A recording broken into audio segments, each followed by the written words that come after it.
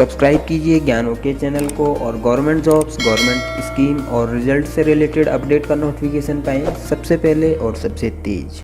Hello दोस्तों, स्वागत है आप सभी का हमारे चैनल ज्ञान ओके में। तो दोस्तों, जवाहर नवोदय विद्यालय प्रवेश परीक्षा फॉर्म कक्षा 6 के लिए आ चुके हैं। अगर आप अपने बच्चे का एडमिशन जवाहर नवोदय विद्यालय में करना चाहते हैं तो अब आप जवाहर नवोदय विद्यालय एंट्रेंस एग्ज़ाम कक्षा 6 के लिए जो फॉर्म है वो भर सकते हैं। इसकी अंतिम तिथि 30 नवंबर 2021 रखी गई है और इस वीडियो में मैं आपको बताने वाला हूं जवाहर नवोदय विद्यालय का एंट्रेंस एग्ज़ाम का फॉर्म स्टेप बाय स्टेप कैसे भरना है। पूरी जानकारी आपको इस वीडियो में मैं आपको बताने वाला हूं। और दोस्तों, इस साल जवाहर नवोदय विद्यालय की तरफ से एडमिशन फॉर्म भरने की प्रक्रिया में कुछ बदलाव भी किए गए हैं। उन बदलाव के बारे में भी आपको इस वीडियो में पूरी जानकारी मिलेगी। तो दोस्तों, एडमिशन फॉर्म भरने के लिए सबसे पहले आप जवाहर नवोदय विद्यालय की इस वेबसाइट पर आ जाएंगे। cbseitms.nic.in ये वेबसाइट है। कक्षा 6 के एडमिशन से रिलेटेड और एडमिट कार्ड से रिलेटेड सारी चीज़ें इसी वेबसाइट पे जारी की जाती हैं समिति की तरफ से। तो दोस्तों, इस वेबसाइट में आप नीचे आएंगे और यहाँ कैंडिडेट कॉर्नर आप देख सकते हैं। यहाँ click here to class 6 registration पे आपने क्लिक करना है। अब आपकी स्क्रीन पे इस तरीके का पेज खुल जाएगा कक्षा 6 में प्रवेश हेतु ऑनलाइन आवेदन 2022 और 23 के लिए। यहाँ इंपॉर्टेंट इन्फॉर्मेशन दी गई है और उसमें क्या क्या है ये आप यहाँ पढ़ सकते हैं। कैसे आपको फ़ोटो का जो है साइज़ रखना है, कितना रखना है, फॉर्मेट क्या रखना है, पूरी जानकारी यहाँ पे दी गई है। तो यहाँ पे आप देख सकते हैं कैंडिडेट का सिग्नेचर 10 से 100 KB का होना चाहिए और पेरेंट्स का सिग्नेचर भी 10 से 100 KB और कैंडिडेट का फोटोग्राफ जो होगा वो 10 से 100 KB के अंदर होना चाहिए।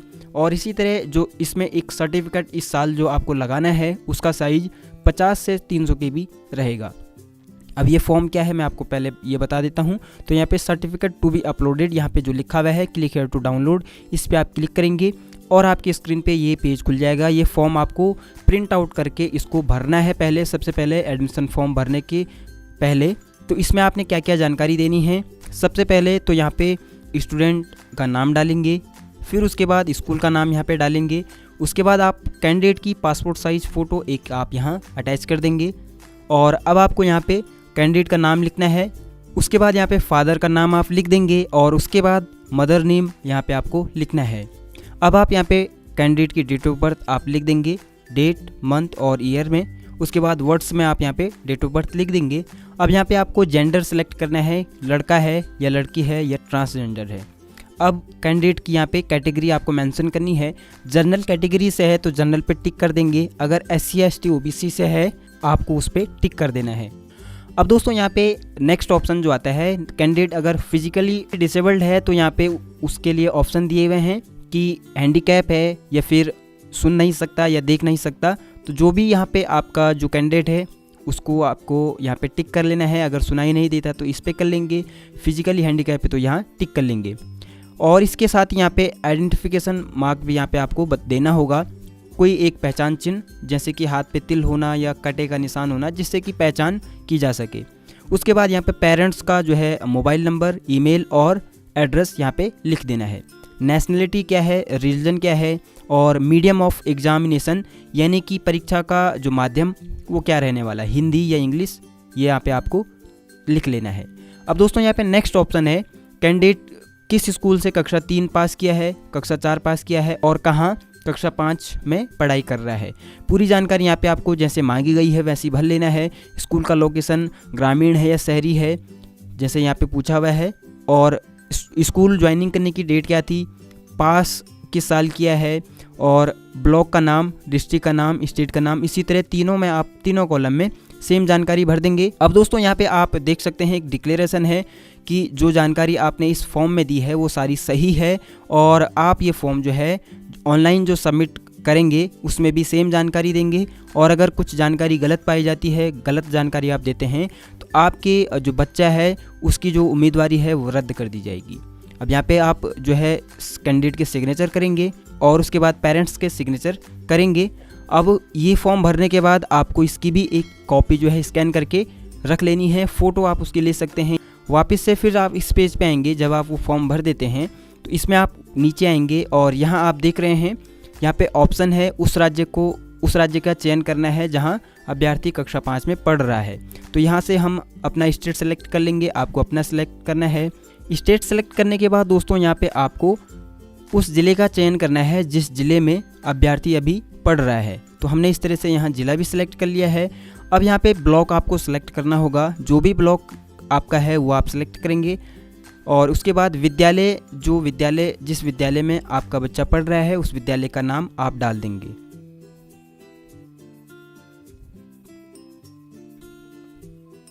विद्यालय का नाम इस तरह से आप टाइप कर लेंगे, जो भी आपके बच्चे का विद्यालय है। अब यहाँ पे कैंडिडेट का नाम यानी आपके बच्चे का नाम आपको यहाँ डालना है। दोस्तों यहाँ पे आपको ध्यान रखना है बच्चे का वही नाम और उतना ही नाम आपको भरना है जो कि आपके बच्चे का स्कूल में लिखाया हुआ है। आपने फुल नेम लिखा है तो फुल नेम डालेंगे, और केवल नाम जैसे मोहन कुमार या यहाँ जैसे मैंने भरा है मोहन, तो मोहन केवल नाम दर्ज है डॉक्यूमेंट्स में, तो यहाँ केवल वही नाम आपने डालना है। उसके बाद यहाँ आप मोबाइल नंबर टाइप कर लेंगे। इस तरह से मोबाइल नंबर देने के बाद बच्चे की डेट ऑफ बर्थ आप यहाँ सेलेक्ट कर लेंगे।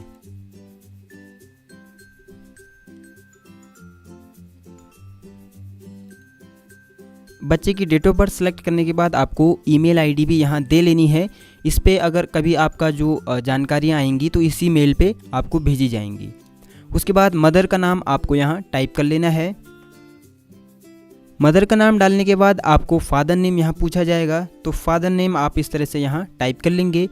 उसके बाद अगर अभिभावक कोई और है मदर या फादर के अलावा तो उनका नाम आप यहाँ डालेंगे। जैसे कि किसी के मदर या फादर नहीं हैं और अभिभावक उनके दादाजी हैं तो यहाँ दादाजी का नाम डाल देंगे, या कोई और अभिभावक है तो उसका नाम डाल देंगे। उसके बाद रिलेशनशिप क्या है आपके अभिभावक के साथ में, जैसे कि मैंने बताया अगर गार्जियन जो हैं दादाजी हैं तो यहाँ दादा लिख देंगे, या अगर कोई और है आपका गार्जियन तो उनका जो रिलेशन उनके साथ में आपका है वो भर देंगे। यहाँ पे आपकी यहाँ पे नेशनैलिटी पूछी जाती है। उसके बाद पहचान चिन्ह क्या है, पहचान चिन्ह यहाँ पे पूछा जा रहा है, तो मैं यहाँ पे इस तरह से लिख दूंगा। तो दोस्तों जैसे कि मैंने यहाँ पे आइडेंटिफिकेशन मार्क एक लिख लिया है, पहचान चिन्ह लिख लिया है कि दाएं हथेली पर चोट का निशान है। इसी तरह से आप भी कुछ लिख सकते हैं जो कि आपके शरीर पे कोई पहचान चिन्ह हो। अब यहाँ पे जेंडर सेलेक्ट कर लेंगे, मेल फीमेल या ट्रांसजेंडर। हमने ये इस तरह से सिलेक्ट कर लिया है। अब दोस्तों यहाँ पे कैटेगरी पूछी जा रही है, तो जैसे ही हम इससे सेलेक्ट पे क्लिक करते हैं तो जनरल SC ST OBC पूछा जा रहा है, तो जो भी कैटेगरी आपकी है उसे सिलेक्ट कर देंगे। अब दोस्तों यहाँ पे मीडियम ऑफ एग्जामिनेशन यानी परीक्षा का माध्यम क्या होगा ये पूछा जा रहा है। तो ये बहुत इंपॉर्टेंट ये ऑप्शन है। यहाँ पे आपको ध्यान रखना है कि जो भी लैंग्वेज आप यहाँ सेलेक्ट करेंगे आपका जो क्वेश्चन पेपर होगा एग्ज़ाम के दौरान उसी लैंग्वेज में आएगा जो यहाँ पे आप सेलेक्ट करेंगे। यहाँ पे जो ऑप्शन है इंग्लिश, हिंदी और उर्दू।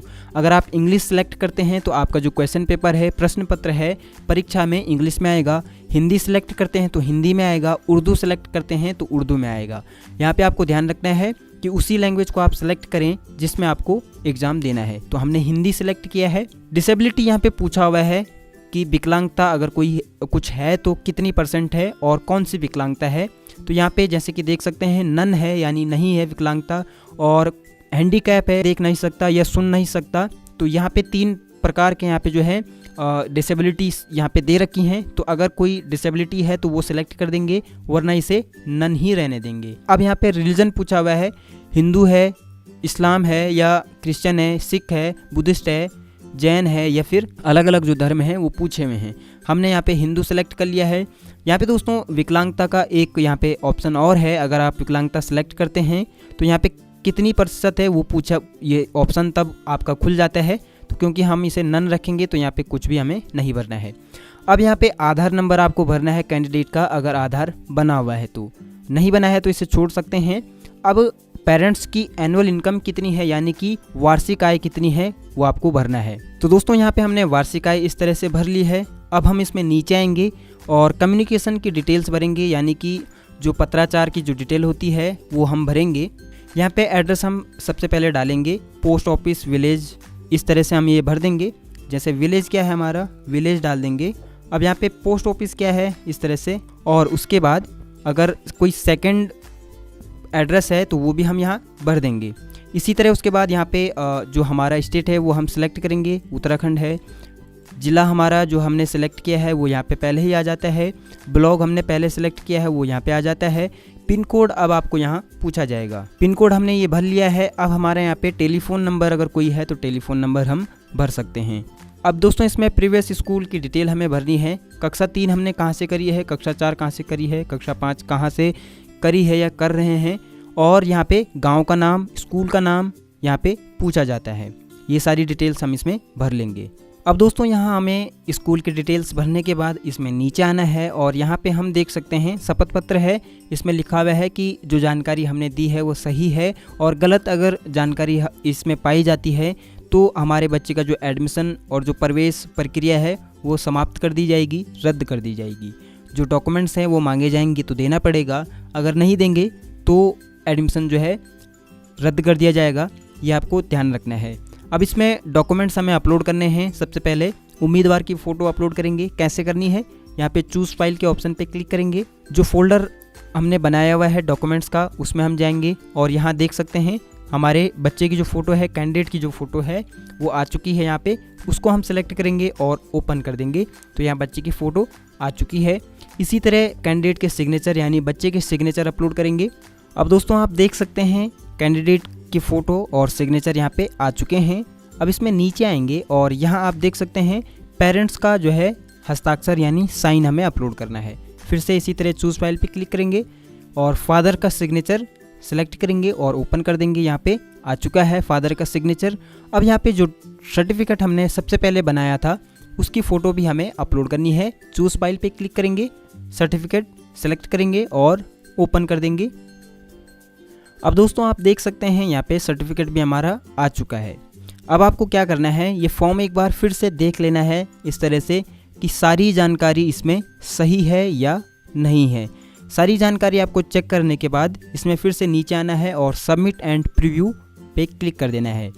अब दोस्तों प्रीव्यू एंड सबमिट पे क्लिक करने के बाद हमारे स्क्रीन पे इस तरह से रजिस्ट्रेशन फॉर्म का प्रीव्यू आ जाता है कि हमने जो जानकारी इसमें दी है वो हमने क्या जानकारी दी है। तो वो हम यहाँ से एक तरफ से वेरीफाई करते चले जाएंगे कि हमने स्कूल का नाम सही दिया है, जिले का नाम सही दिया है, फादर और मदर का नाम सही दिया है या नहीं, क्या क्या जानकारी हमने इसमें दी है। इसमें कुछ जानकारी गलत है तो हम इसे फिर से सुधारेंगे। सुधारना कैसा है, यहाँ पे एडिट के ऑप्शन से। अब आप देख सकते हैं फोटो यहाँ पे सही है हमारी, कैंडिडेट के फादर के सिग्नेचर की और सर्टिफिकेट की। तो ये सारी जानकारी जब सही हो तो इसको आपने फाइनल सबमिट कर देना है इस तरह से। और यहाँ पे एक ऑप्शन आता, यहाँ पे एक मैसेज आता है, no change in the particulars will be permitted after final submit, यानी कि फॉर्म की किसी भी फॉर्म में कोई भी जानकारी सबमिट करने के बाद बदली नहीं जा सकती है। आपने ओके पे क्लिक करना है।